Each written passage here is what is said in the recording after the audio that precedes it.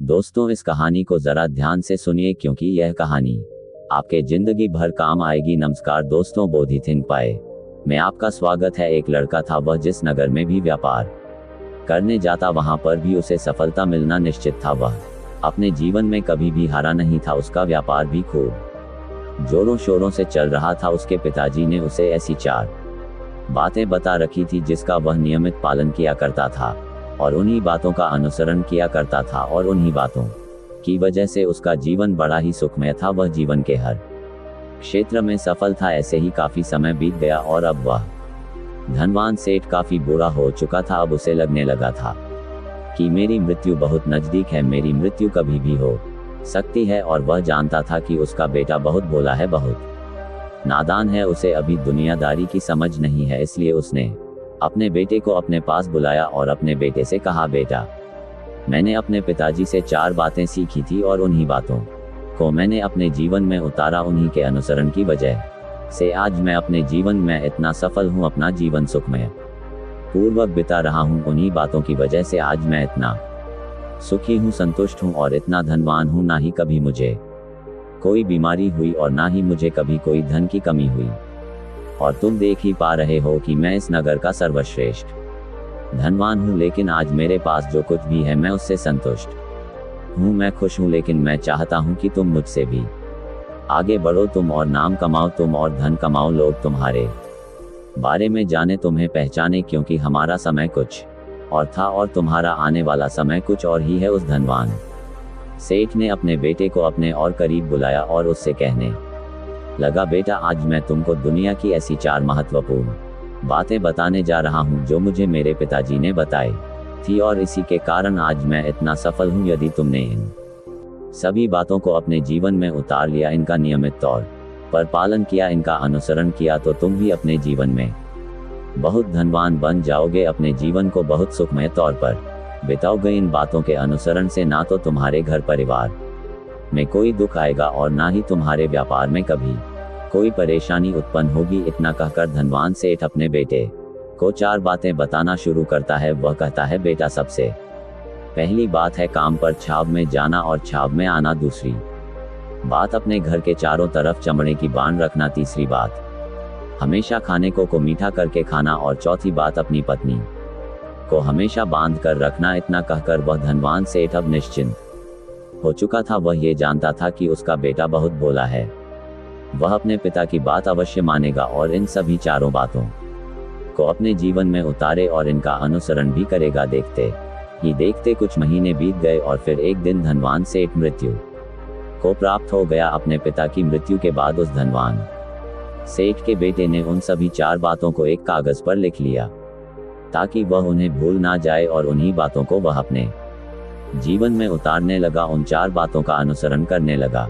सबसे पहली बात जो उसके पिता ने उससे कही थी, छाव में जाना और छाव में आना, तो उसने अपने घर से लेकर अपनी दुकान तक पूरे रास्ते पर एक टेंट लगवा दिया, क्योंकि उसके पास पैसा तो बहुत था और उसे कोई रोकने वाला भी नहीं था। जब भी कोई उसे पूछता कि आखिर तुमने ऐसा क्यों किया, तो वह उसके जवाब में बस इतना ही कहता कि मेरे पिताजी ने मुझसे ऐसा ही करने को कहा है। इसके बाद उसने अपने पिता की अगली बात का अनुसरण किया। उसने अपने घर के दोनों तरफ चमड़े की एक दीवार खड़ी करवा दी। इसे देखकर आसपास के लोग बहुत क्रोधित हो गए। वे लोग उससे झगड़ा करने पर भी उतर आए। कई लोगों ने तो ये तक कह डाला कि आखिर तुमने ऐसा क्यों किया, चमड़े की बाड़ तुमने क्यों खड़ी करवा दी, चमड़े से बहुत बदबू आती है और इससे हमें तकलीफ होती है, इसे आज ही निकलवा दो। लेकिन कोई उसका कुछ भी ना बिगाड़ सका, क्योंकि उसके पास बहुत पैसा था। इसलिए कोई भी व्यक्ति उसका ज्यादा समय तक विरोध ना कर सका और उसने भी मन बना लिया था कि वह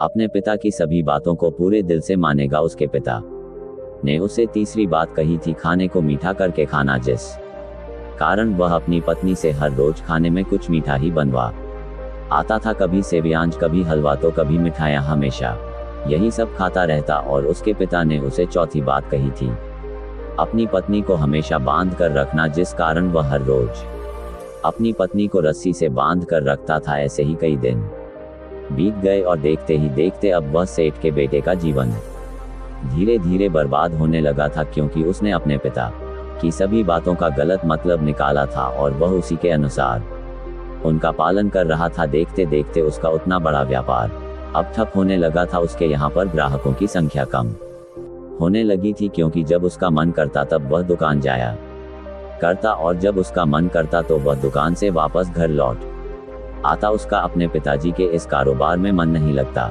था। इस कारण उसके सारे ग्राहक अब उससे नाराज होने लगे थे। उसके सारे ग्राहक अब एक एक करके उस दुकान को छोड़ते चले जा रहे थे। इस तरह उसका पूरा व्यापार अब ठप हो चुका था। जिस व्यापार को खड़ा करने में उसके पिताजी ने खून पसीना एक कर दिया था, उस व्यापार को उसने कुछ ही महीनों में पूरी तरह से बर्बाद कर दिया था। अब उसका धंधा बहुत कम हो चुका था, जिस कारण वह बहुत परेशान रहता था। वह बहुत चिंतित रहता था और इसके साथ ही उसने अपने घर के चारों तरफ चमड़े की दीवार खड़ी करवाई थी। उस कारण आसपास पर बहुत गंदी बदबू फैल चुकी थी, इसलिए जो भी उसके आसपास रहते थे उन सभी ने वह घर छोड़कर कहीं और पर अपना बसेरा बसा लिया।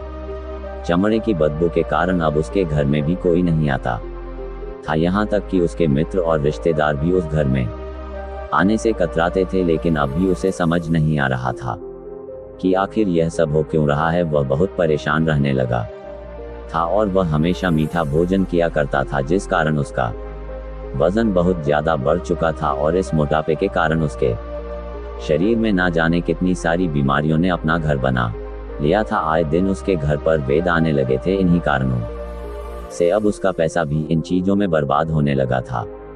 और अपने पिता की चौथी बात उसने मानी थी, वह थी अपनी पत्नी को बांध कर रखता, जिसकी वजह से उसकी पत्नी उससे नाराज हो गई और वह घर छोड़कर अपने मायके लौट गई। उसने अपनी पत्नी को मनाने की कोशिश की, तरह तरह के उपाय किए, लेकिन उसकी पत्नी नहीं मानी। और वैसे भी कोई भी स्त्री ऐसे मर्द के साथ क्यों रहना चाहेगी जो उसे बेवजह ही बेबात पर बांध कर रखता हो। देखते देखते अब वह सेठ के बेटे का पूरा जीवन बर्बाद हो चुका था। ना तो अब उसके पास व्यापार बचा था, ना ही धन, ना ही उसकी पत्नी और ना ही वह रिश्तेदार जो पैसों के लिए उसके आसपास घूमा करते थे। और तो और अब उसका स्वास्थ्य भी ठीक नहीं रहता था, जिस कारण वह बहुत चिंतित रहने लगा था, बहुत परेशान रहने लगा था। उसे ये सब समझ ही नहीं आ रहा था क्या हो रहा है और क्यों हो रहा है। इन सभी बातों को लेकर तो बहुत परेशान न रहता और वह मन ही मन अपने पिताजी को कोसा करता और कहता, पिताजी आपने तो मेरा पूरा जीवन बर्बाद कर दिया। आपकी उन 4 बातों के कारण आज मुझसे मेरा सब कुछ छिन चुका है। ना तो मेरे पास व्यापार रहा, ना ही धन दौलत, ना ही वह रिश्तेदार, ना ही मेरी पत्नी, और यहाँ तक कि मेरे स्वास्थ्य ने भी मेरा साथ छोड़ दिया है। आप ही के कारण आज मेरा पूरा जीवन बर्बाद हो चुका है। यदि मैंने आपकी वह 4 बातें ना मानी होती, यदि मैंने उन्हें अपने जीवन में ना उतारा होता, तो आज मैं एक सुखमय जीवन जी रहा होता। आपकी इन 4 बातों पर चलकर मुझे क्या मिला? मैंने एक आज्ञाकारी बेटे की तरह आपकी सारी बातें भली भांति मानी, उन पर यकीन किया, उनका अनुसरण किया, लेकिन मैं ही मूर्ख था जो मैंने आपकी उन बातों पर आंख बंद करके यकीन कर लिया। इतना कहकर वह फूट कर रोने लगा। तभी उसे एक दिन पता चला कि उसके पास के नगर में एक साधु आए हुए हैं और वह साधु सभी की समस्याओं का हल बताते हैं। चाहे कैसी भी समस्या हो, वह उसका निवारण अवश्य करते हैं। ये सुनकर उसने सोचा कि चलो एक बार मिलकर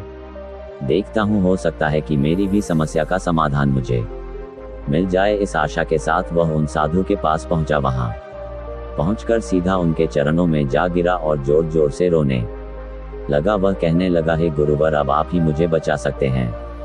मेरे पिताजी ने तो मेरा पूरा जीवन बर्बाद करके रख दिया। आज मेरी जो भी स्थिति है वह सब मेरे पिताजी के कारण ही है। मेरे पिताजी ने मुझे जैसा कहा मैंने वैसा ही किया। हमेशा एक अच्छे बेटे की तरह उनकी सारी बातें मानी, अपने सारे फर्ज निभाए, और देखिए मेरे पिताजी ने मेरे साथ क्या किया। मरते मरते भी वह मुझे गलत बात सिखा गए और उसका खामियाजा मुझे आज भुगतना पड़ रहा है, क्योंकि मैंने उनकी सभी बातों को अपने जीवन में उतारा, उनका अनुसरण किया। और देखिए आज मेरे साथ क्या हो गया। मेरा तो पूरा जीवन ही बर्बाद हो गया। मैं अब तक ये नहीं समझ पाया कि मेरे पिताजी ने मेरे साथ ऐसा क्यों किया। क्या मैंने उनके साथ कुछ गलत किया था? इतना कहकर वह उन साधु के सामने और भी जोर जोर से रोने लगा। तभी वह साधु महाराज उस सेठ के बेटे से कहते हैं, बेटा चुप हो जाओ, पहले मुझे अपनी सारी बात तो बताओ। आखिर तुम्हारे साथ क्या हुआ है, तुम इस तरह से क्यों रो रहे हो, तुम्हारी इस परेशानी का क्या कारण है। उन साधु के इतना कहने पर उस सेठ के बेटे ने पर्ची उन साधु के हाथ में रख दी जो उसने अपने पिता की मृत्यु के बाद लिख रखी थी, जिसमें उसने अपने पिता की चारों बातें लिखी थी। उन साधु ने पर्ची ली और उसे पढ़ने लगे और उन्होंने जैसे ही वह पढ़ा तो वह जोर जोर से हंसने लगे और वह उस सेठ के बेटे से कहते हैं, तुम कितने बड़े मूर्ख हो, तुम्हारे पिता ने तो तुम्हें दुनिया का सारा ज्ञान दे दिया लेकिन तुम उसे समझ नहीं पाए, तुम उसका सही तरह से पालन नहीं कर पाए और कहते हो कि तुम्हारे पिता ने तुम्हें गलत राह दिखाई है, तुमने गलत संदेश दिया है। तुम्हारे पिताजी तो तुम्हारी परीक्षा ले रहे थे कि तुम उनकी बातों को समझ पाते हो या नहीं, तुम उनकी बातों का सही मतलब निकाल पाते हो या नहीं। यदि वह चाहते तो इसका मतलब तुम्हें अच्छी तरह से बता सकते थे, लेकिन वह चाहते थे कि तुम इन बातों का मतलब खुद से जानो, खुद से समझो कि इन बातों का क्या अर्थ है। लेकिन अब तो ऐसा प्रतीत होता है कि मान तुम्हारी बुद्धि बिल्कुल भ्रष्ट हो चुकी है। तुमसे बड़ा मूर्ख मैंने आज तक नहीं देखा। जिसके पास दुनिया का इतना बड़ा ज्ञान हो वह भला इतनी बड़ी मूर्खता कैसे कर सकता है। तुम्हारे पास कोई ज्ञान नहीं है, तुमने कोई भी ज्ञान अर्जित ही नहीं किया।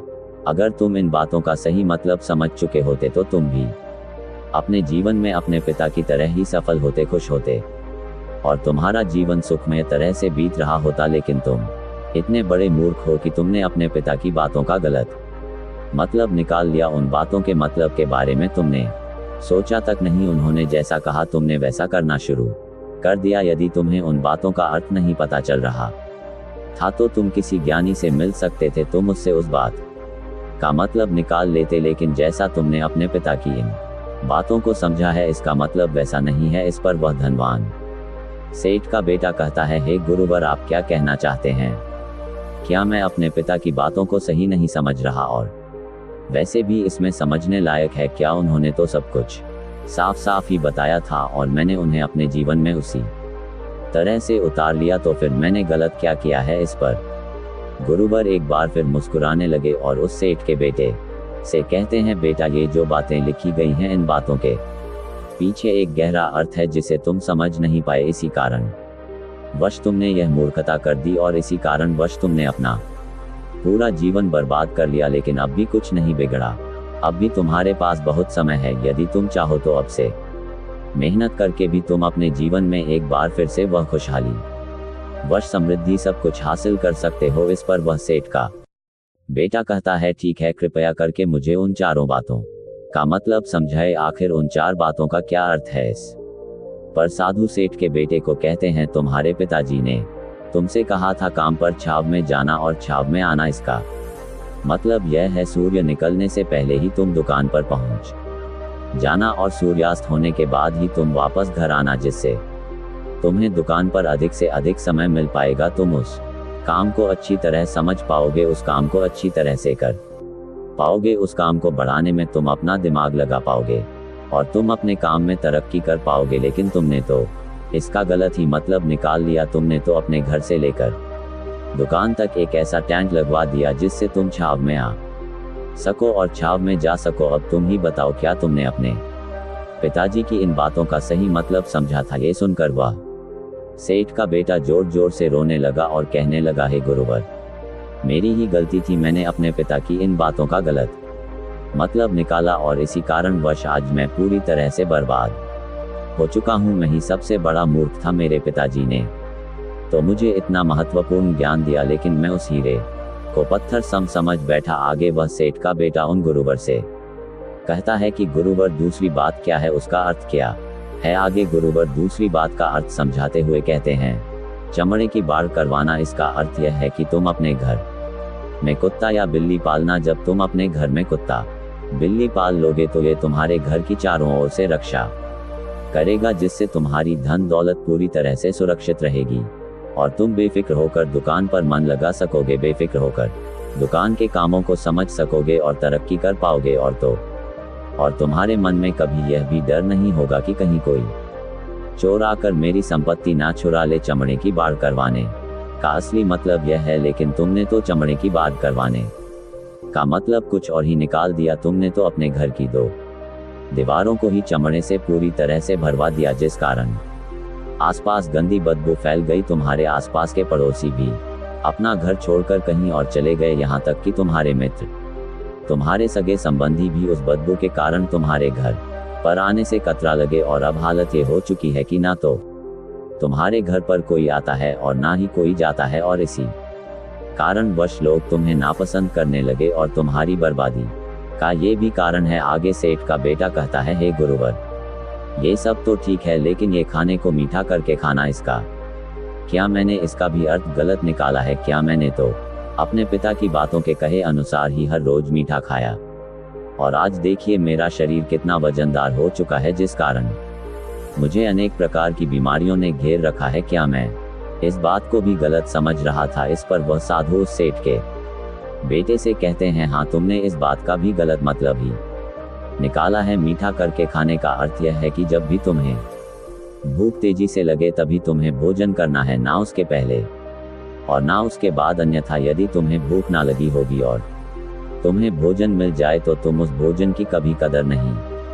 करोगे। वह रोटी तुम्हें कभी मीठी नहीं लगेगी, फिर चाहे वह भोजन कितना भी स्वादिष्ट क्यों ना हो, चाहे भोजन कितना भी लाजवाब क्यों ना हो, तुम उसकी कदर कभी नहीं कर पाओगे, तुम उसका सम्मान कभी नहीं कर पाओगे। किंतु जब एक व्यक्ति को जोरों की भूख लगी होती है तो उसके सामने यदि तुम सूखी रोटी भी रख दो तो भी वह उसके लिए किसी पंचमेल से कम नहीं है। वह उसे प्रेम पूर्वक खाता है, उसका आदर करता है, उसका सम्मान करता है, और वह रोटी उसे मीठी लगती है। इसीलिए तुम्हारे पिताजी ने ये कहा था कि भोजन मीठा करके खाना, जिससे तुम्हारा स्वास्थ्य भी अच्छा रहेगा। क्योंकि जब एक व्यक्ति को भूख लगी होती है और उस समय पर जब वह भोजन करता है तो वह उसके लिए एक अमृत समान होता है, और वहीं पर जब किसी व्यक्ति को भूख ना लगी हो और ऐसे समय पर वह भोजन करता है तो वह उसके लिए विष समान है, वह उसे बहुत नुकसान पहुंचा सकता है। लेकिन तुमने तो इसका भी गलत मतलब निकाला था। तुम हर